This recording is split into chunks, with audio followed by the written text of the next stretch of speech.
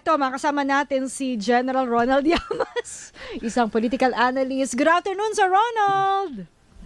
Good afternoon, Maan, Zandro. Kulang na lang, tawagin niyo akong Archbishop. Oh, malapit na. Or father. Tapos pag nagkita po tayo, magmamano po kami. Hahalik sa sing-sing ninyo. Zandro, tatanggapin ko yung confession mo. Sige po. Bless me, father. Magsabi ka ng At totoo. hindi ko ilalabas sa social media. Kakaroon ako ng wow. Ipag-pray over nyo na rin po si Zandro. Kailangan niya. Yan, ito na. Ang dami nangyayari. Oo, kanina nga, no? Sinampahan nga ng sa ombudsman. Si ang ating Vice Presidenteng si Sara Duterte. So, at napipinto na rin sa February 6. Sabi nga ni Professor Liguta, nako, abang-abangers kayo. Parang ang daming mangyayari. Bukas sa Feb 6. Oo, Feb 6. More or less expected naman dahil nabalitaan na natin na mangyayari ito. No? Siguro ang mas interesting dito ay ano bang rules ang mag-govern halimbawa dito sa impeachment? Ito ba ay yung lumang rules o itong bagong rules ng Supreme Court? Dahil hindi pa final yung kanilang decision dahil nga wala pa silang sagot sa motion for reconsideration. So, tignan natin, obserbahan natin, ano ba yung susunding rules dito? Pero ito pong nung final at nagtuloy-tuloy sa Senado itong impeachment laban kay VP Sara Duterte, ay ang lagi nilang sinasabi, itong mga ganitong proseso ay politikal, pero parang nakakalimutan natin ngayon na dahil nga sinampahan na rin ng impeachment complaint ang Pangulo, so parang yung kabilang grupo ay pumasok na rin sa political na aspeto nitong prosesong ito. So ano yung ibig sabihin po nito, Sir Ronald? Well, siyempre, tapatan na yan, di ba? Pero so far kasi, ang tingin kasi nila ay weak na yung presidente, malapit na maging lame duck dahil may negative 3% yung kanyang disapproval rating, no? At tingin nila palapit na ng 2028 at walang tumatayo na malakas na kandidato yung administrasyon, pantapat kay Sara. Kaya ang tingin nila, kasuhan na natin, impeach na natin. Dahil very vulnerable na siya at very weak na. Ang problema, nung nabasa ko yung articles of impeachment na final sa presidente, medyo natawa lang ako ng konti. Dahil yung isang article of impeachment ay about yung kidnapping ni President Digong ng ICC at sinisisi sa presidente. No, so nagmukha pang kidnapper ngayon yung presidente. Tapos yung dati pang sinasabi ni Harry Roque, yung pagdodroga. Na di ba naglabas pa sila ng video na parang fake naman. So kung yan yung magiging articles of impeachment, baka hindi yan ganun kalakas.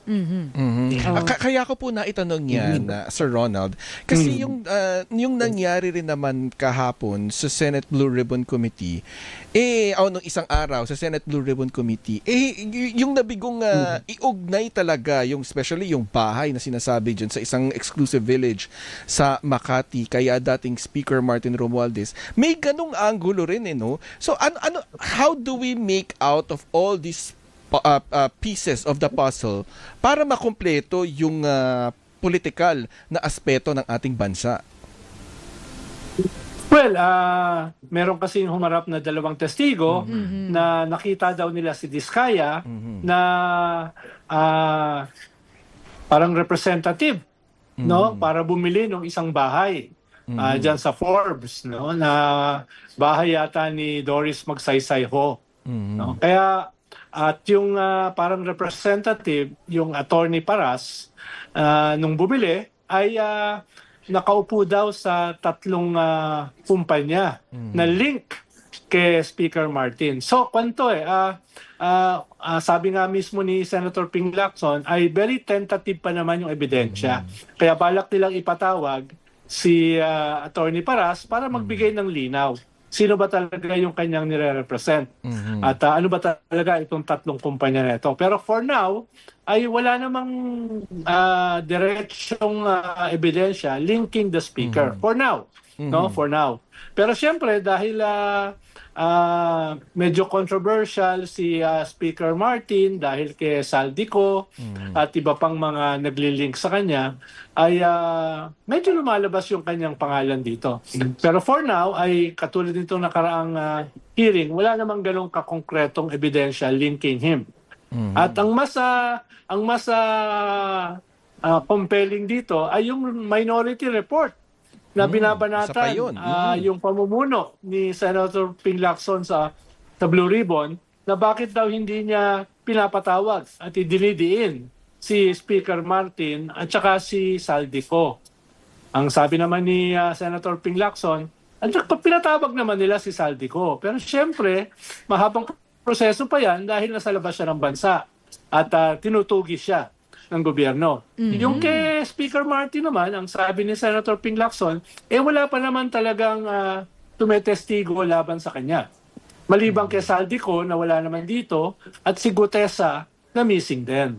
No? Kaya sinagot niya yung minority report. At binanatan din niya yung minority report dahil gumawa sila ng minority report, wala pa yung majority report. No? So sinimulan natin ang link. Makikita mo yung kwan. Kaya makikita mo na pinipilit i-link dahil nga very controversial si Speaker Martin at this point. So, inumpisahan natin ng linggo na mayroong impeachment complaint laban sa Pangulo. Nagkaroon ng Senate Blue Ribbon, yung pagpapatuloy ng investigasyon ng Senate Blue Ribbon Committee. At kanina ay si dating Senador Antonio Trillanes naman ay pumunta sa Ombudsman para maghain ng graft at plunder na reklamo sa Ombudsman. So, ang dami na nangyari Wednesday pa lang. Saan pa papunta to? Asahan pa ba tayo this week? Of course, tingin ko nga baka may magsampa na ng impeachment sa Vice President, hindi na sa Ombudsman. No? Dahil yung purpose ng plunder case ay hindi naman para matanggal yung presidente dahil impeachable position siya. Pero ang pwedeng gawin ng Ombudsman ay halimbawa, buksan yung kanyang bank accounts in relation dito sa plunder case na matagal nang gustong gawin ni Senator Trillanes. At mga iba pang ebidensya na pwedeng lumabas kahit hindi siya matanggal sa posisyon. Dahil hindi naman daw siya immune from suit. So pwedeng magsampahan ng plunder kahit hindi siya matatanggal sa posisyon at itong plunder na ito ay magbubukas ng mga ebidensya na pwedeng magamit eventually sa impeachment. Na malamang ay isampa this week no, ng Makabayan Black yata. No, kaya marami pang susunod na kabanata dito sa ating mini-series ng Philippine Politics. Ano title? Walang laban dito ang Game of Thrones at saka House of Cards ng Netflix. Ano title? Kala ko yung Roja at saka yung What Lies Beneath. Kasi local ang title dito kasi ay Ang Kakapal ng Mukha. First season pa lang to, Sir Ronald. Oo, dahil napanood ko kasi yung Senate Blue Ribbon Committee hearing medyo uminit ang ulo ko nung sinabi ni Curly Discaya na para siyang ninakawan. Ay, oo. Kung siya ay magsosole ng pera. Sabi ko, saan siya pa talaga. Saan kumukuha ng kapal ng mukha itong taong ito? Oo, biktima. Medyo bumilib ako. Pero tapos yung isang senador na dinedepensahan siya. No? Oo. Nagsabi raw, may feeler daw, etong si Zaldico, na nasaan ba ngayon? Ano yung mga imbaso? Where in the world? Oo. Ay, gusto makipag-usap sa pamahalaan, sa gobyerno. Diba? Parang si Curly Discaya, na parang biktima. Parang si Zaldico naman, talagang siya pa yung, ay wait lang. Baka may kondisyones din tong si Zaldi. Anong tingin nyo dito? Mukhang yung feelers niya, hindi naman sa gobyerno.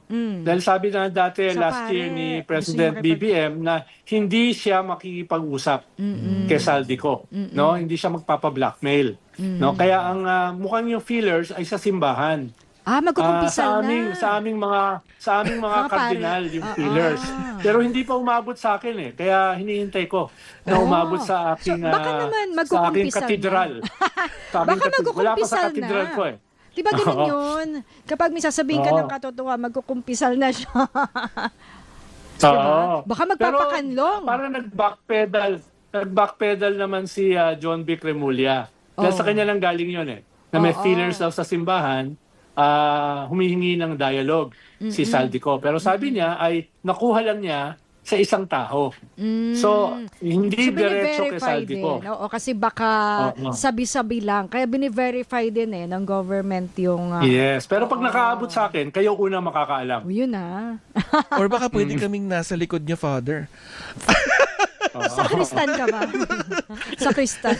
Kayo una makakaalam. So, pray over mo din.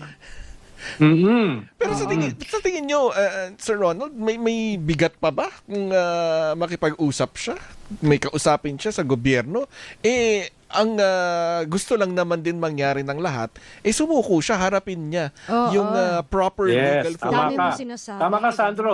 Bali wala na yung mga usap-usap, fillers. Siya ba itetestigo? Idadali ba niya sa korte yung kanyang testimony? Na mag-iibang legal affidavit ba siya? Dahil hanggang ngayon, yung lahat ng sinabi niya, walang legal basis. Dahil nga hindi siya official affidavit at saka wala siya rito. Ang problema So, pa, kung gusto niyang... para may kondisyones pa no? Wait lang. Ay, mahirap Bagong lahat yun. ng yan. Mahirap yun. Ito ang gusto kong gawin. Di ba? Mahirap mangumpisal sa pare. Sasabihin mo, Father, mangumpisal ako pero may condition ako. Mahirap yan. Di ba? Mahirap yung gano'n. Mahirap ka naman, Kung gusto mong parang Father, gusto mo magladlad na lahat ng alam mo, sabihin mo na lahat. Di ba? Tsaka bibigyan kita ng penance. Oo. Tsaka yung pero pag sinabi mo na ni isang sentimo wala ka nakuha, hindi kita papatawarin. Ayun. Ay, Oo nga, kasi nauna niyang sinabi yan, di ba, Sir Ronald? Ni isang sentimo daw wala siyang nakuha. Baka si Sandro maniwala. No? Si Maan, duda ako kung maniniwala yan. Ganun ba sa akin, Sir Ronald? So Si yun Maan, baka mas maraming karanasan yan sa mga lalaking nagsisinungaling. Ay! Tama ka dyan. Alam ko na kung paano mag-spot. May hugot May hugot. Umpisahan natin. Sir Umpisahan Ronald, natin. parang natakot ako lang magtanong. So yung mong sabihin, si Sandro ay medyo hindi pa Madaling ganon. mabola? Oo, madaling mabola. In short. Medyo. Hula ko lang, no? Wala naman akong prima facie evidence. Ayan, yun. Baka si Sandro marupok. Ay, feeling ko din. Alam nyo, sandali nga. Parang feeling ko din. Parang tapusin na natin yung programa. Parang kailangan na yata natin magpaalam. May ite-text ako sa'yo. Sir Ronald. Bulong na lang, Bulong na lang. Ganun Ayoko marupok, pag-text no? kasi. May ebidensya. Pwedeng Ebidensya ma-screen to. grab yan, ha? Baka ipatawag yan sa Blue Ribbon Committee. Tama. Ay, siguro, Sir Ronald, panghuli na lang nga. So, saan pa? Ano pang inaasahan natin? Saka ano ba? Kailangan bang i-brace na natin ating sarili? Well, tingin ko mag-i-scale up itong mga pag-file ng kaso, itong mga non-bailable mga cases, itong pagpapakulong, at saka itong restitution, yung pagbawi ng mga ninakaw. Dahil kung hindi yan mangyayari in the next month or this month, ay sasabog yan sa mukha ng presidente at saka ng gobyerno. Kaya tingin ko naghahabol sila ngayon dahil nag-overpromise sila at saka nag-under-deliver last month. No? At medyo bumababa yung approval rating ng presidente dahil siya yung sinisisi. Kahit separate body yung ombudsman. Kaya tingin ko ngayon ay hahabulin yan. Kaya nga today, di ba, sinampahan na ng non-bailable offense si Senator Joel Villanueva. Bagaman, binigyan siya ng 1 week para sumagot. Medyo weird lang yon, no? Kinasuhan lang non-bailable tapos may 1 week para sumagot. No? Si Bong Revilla, hindi naman binigyan ng 1 week para sumagot, di ba? So, medyo na-weirdohan lang ako ron. Paano? Ayun. Pero tingin ko, marami pang susunod. Teka lang, Mga pahabol congressman, natin. Total may 2 minutes pa. Sir, kasi parang si Senator Bato hindi pa rin pumapasok. Uy, tsaka may birthday din. Birthday niya ngayon. Ka-birthday mo pala, Ate Sheila. Paano na yun? 64 na pala siya. No? Pero, pagbigyan nyo raw kasi birthday. Happy birthday. Pero dinipensahan siya last week ni Kwan ni Robin Hood Padilla. Dahil sabi na kasi nung iba, si Sherwin Gatchalian, ni Ping Lacson, di pa siya magpakita rito, wala pa namang nakikitang warrant. Hindi nagagampanan yung trabaho niya bilang senador. Siya pa naman dapat yung sponsor ng budget ng defense nung nakaraang budget hearing. So parang nagsasuffer yung Senado sa kanyang absence, no?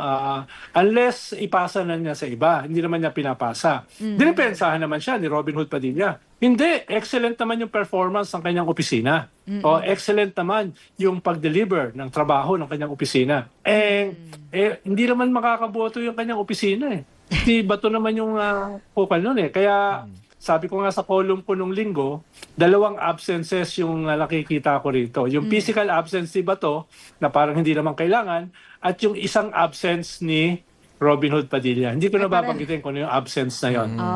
Sabi nga nila, absence makes the heart grow fonder. Talaga si Lando talaga may hugot eh. No? Alam mo na, in love.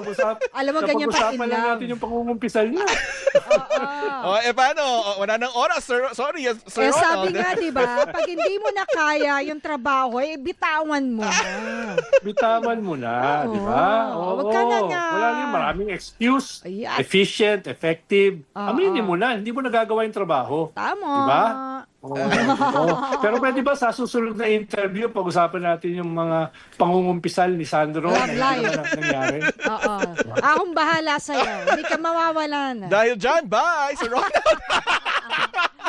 Alright. Maraming Bye, Sir salamat, Ronald. Ronald Llamas. Anytime.